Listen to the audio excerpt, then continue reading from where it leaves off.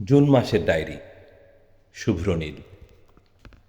আমাকে বলা হলো এই গ্রহের সৌন্দর্য দেখতে হলে কোথায় যাওয়া যেতে পারে।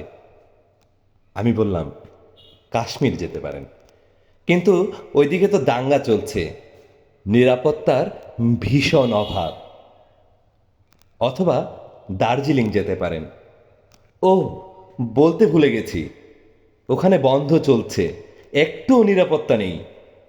তারপর আমাকে আবারও একই প্রশ্ন করা হলে আমি বললাম মসুল শহরে যেতে পারেন।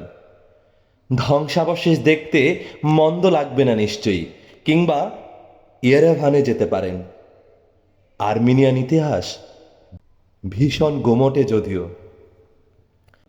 কিন্তু তুর্কিরা আজ অব্দি তাদের কাছে ক্ষমা চায়নি, ঠিক যেভাবে আমাদের কাছে ক্ষমা চায়নি পাকিস্তান। আর্মেনিয়ান গণহত্যার কিছু নিদর্শনও চাইলে দেখে আসতে পারেন। বুঝতে পারছি কষ্ট নিয়ে সৌন্দর্য দেখা ঠিক নয়। তাহলে কি ব্যাবিলন ঘুরে আসবেন? অবশ্য ধ্বংসের উপর দাঁড়িয়ে সৌন্দর্যকে স্বীকার করে নেওয়া সহজ কাজ নয়। আপনি বরং বান্দরবনে ঘুরে আসুন। কিন্তু ওইদিকে যে শোকের মাতম চলছে, না যাওয়াই ভালো হবে। সুন্দরবনে যাবেন? যাবেন না প্লিজ।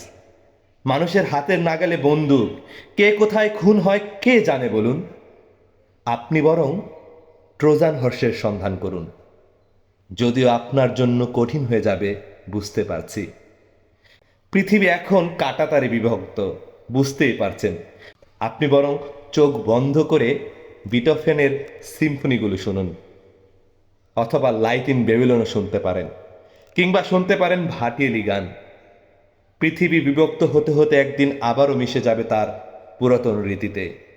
যদিও এটা সান্ত্বনা নয়, যেহেতু সৌন্দর্যের খবর আমার কাছে জানতে চাইলেন, একজন হতাশ মানুষ হিসেবে আপনাকে আর কী বা বলবো বলুন।